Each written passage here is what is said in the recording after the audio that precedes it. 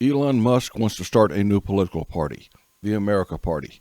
At first, his goals would be limited to targeting certain U.S. senators and congressmen who voted for the big, beautiful bill that were in close seats where there actually is competition, where they are not super entrenched.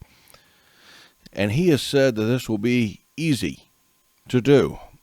And I favor more parties. If you watch this channel, you know that I think one of the biggest problems America has is the two-party system, where you can't change parties no matter how corrupt your party is, because the other one you've been trained is the devil incarnate.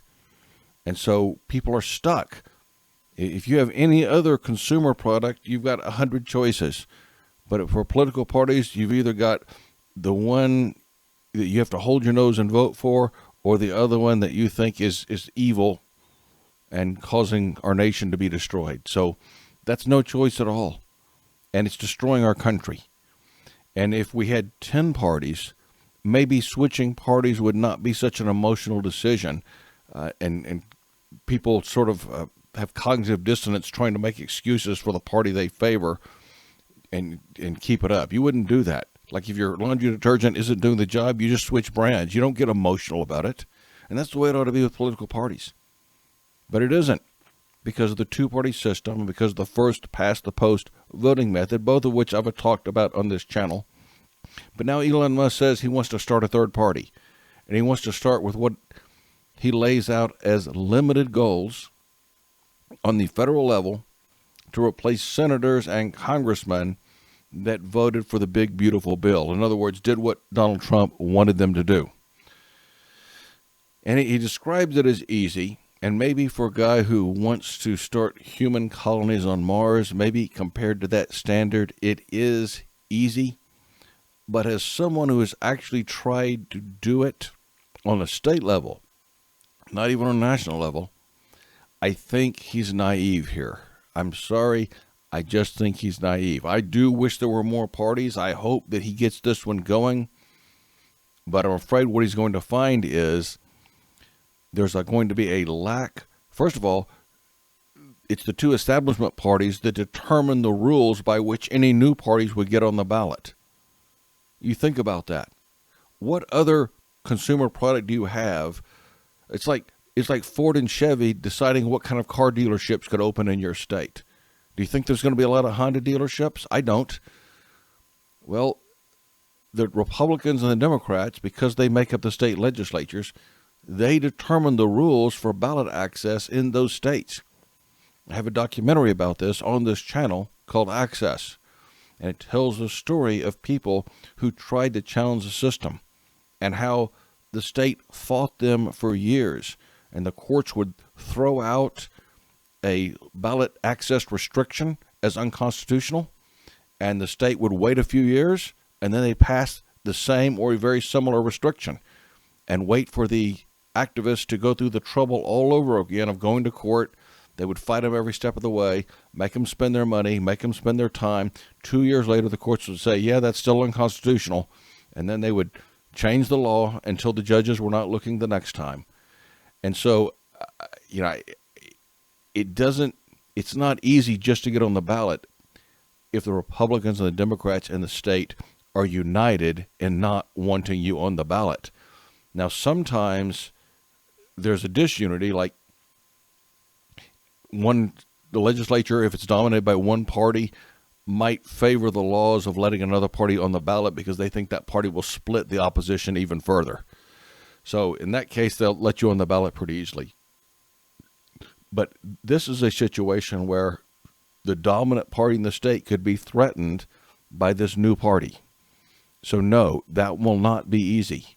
Another thing that won't be easy is finding good candidates. It won't be easy. You want to start off at the federal level, you say, Mr. Musk. Well, that's exactly the wrong way to do it. You've got to start building a bench. You've got to start at the state and local level. For one thing, the elections there don't cost $1 million to win. It's getting to where some of them do, but But at the federal level, it can cost many millions of dollars to win each one. And you need someone who is a serious candidate. If you're going to have that, and it's much easier to find someone who's a serious candidate for a state representative or a state senator than it is for a federal senator. It's often a part-time job to be a state legislator. To be a federal one, you always have to be going to Washington, and it's asking a lot of someone for not all that much money. Usually the best people can make more money than that in the private sector if you don't take graft, if you don't use insider trading to make money in the stock market and all the other crooked ways those guys in Washington turn themselves into millionaires, even though their official salary is very modest. So if you want someone honest who doesn't do those unethical things to make themselves money, then the pay is not very good. The amount of money you need to raise is very high. It's hard to find people to sign up for it, especially in a day and time where they know the media will slime them. If there is anything in their past that can even be misconstrued to make people think that they are monsters, they will paint a picture of that person that is so ugly their own mother would not want to vote for them. And smart people just, they want to stay out of that dirty system. And so I think finding good candidates will be very difficult. The only way you can do it, in my opinion, is to start lower. Start at the state level. Start at the county level. Start at the city level. Get a bench of good candidates who have done that kind of thing before, who understand how politics works, who don't make blunders because they made their blunders when the stakes were smaller and when they were not being scrutinized so closely. And they figured out how to do it. It's a craft. It's a trade. I know that it seems like Donald Trump has changed all the rules, and has he changed all the rules, or is he an exception to those rules? I think he's an exception to those rules. And so finding good candidates is going to be a problem. Starting at the top is going to be a problem.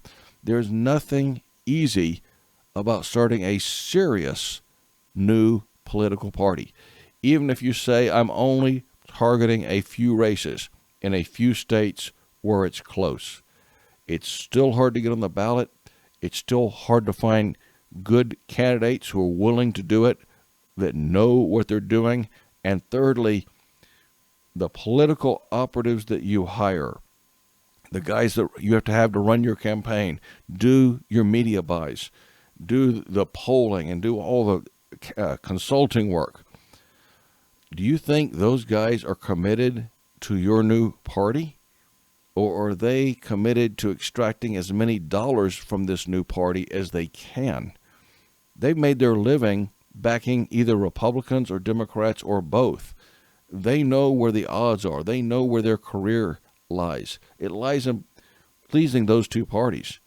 How many of those top political consultants, top media buyers, top guys who manage and run campaigns and know how to do it, how many of those guys are going to jeopardize all their future business with either the Republican Party or the Democratic Party in order to run the campaigns for your candidates? Are you going to be able to get the top people to do that?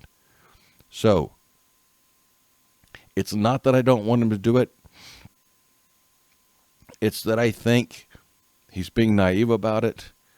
It is not, he's ignoring all the people that have been there before and that can tell him how hard it is. And he has this idea in his head. And I think in 2 years, he'll be on to some other idea. And that's not the way I want to do it. It's not a serious way to do it.